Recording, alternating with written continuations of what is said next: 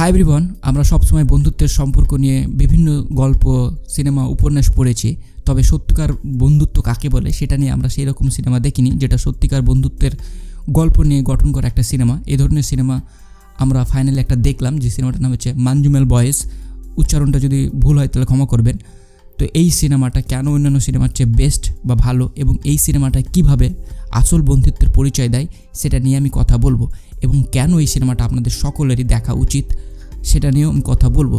এবার আসি সিনেমার গল্পটা নিয়ে। যদি একটু করে গল্পটা বলি তাহলে হচ্ছে 8-10টা বন্ধু আছে যারা একটা ট্যুরে বা একটা পিকনিক করার জন্য একটা জায়গা যাবে, এবং সেখানে গিয়ে তাদের এক বন্ধু একটা ডোবায় বা একটা নালায় পড়ে যায়, এবং তারপর তারা কিভাবে তাকে উদ্ধার করতে পারে না এটা নিয়ে গল্পটা। এবার আসি এর পজিটিভ দিক, নেগেটিভ দিক। এই সিনেমাটার জন্য যেটা সবচেয়ে বড় পজিটিভ দিক সেটা হচ্ছে এদের বন্ধুত্ব এবং একজনের প্রতি বন্ডিং, প্রত্যেকটা মানুষের প্রতি বন্ডিং খুবই সুন্দর, যা আপনাকে বিশ্বাস করতে বাধ্য করায় যে এরা সত্যি একে অপরের জন্য এটা করতে পারে।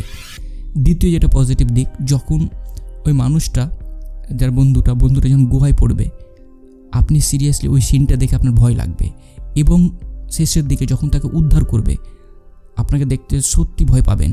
তো ভিজুয়ালি এই সিনেমাটা অসাধারণ।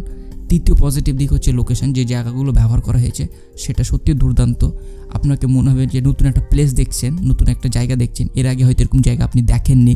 যারা ট্যুরিস্ট তারা ছাড়া সাধারণ মানুষের পক্ষে এই ধরনের পাহাড় পর্বত দেখা খুব মুশকিল। তো এখানে নতুন একটা দৃশ্য দেখতে পাবেন।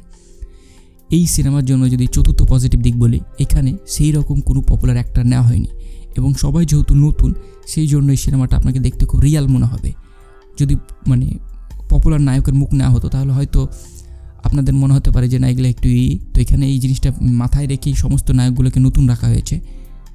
এবং পঞ্চম, মালায়ালাম ইন্ডাস্ট্রি, এরা প্রতিনিয়ত যে ধরনের কন্টেন্ট আমাদেরকে দিতে শুরু করেছে সেটা সত্যি তারিফের যোগ্য। এই কারণগুলোর জন্য দেখবেন। এবং যেটা আমাকে এই সিনেমা সবচেয়ে ভালো লেগেছে সেটা হচ্ছে শেষের দিকে কিছু পোর্শন আছে যেখানে পুলিশের হার মেনে যাবে যে না, তারা তাদের বন্ধুকে উদ্ধার করতে পারবে না। সেখানে তারা কিভাবে তাদের বন্ধুকে উদ্ধার করার জন্য নিজের সর্বস্ব দিয়ে চেষ্টা করে, এই জিনিসটা আপনার মাথা নষ্ট করে দেবে।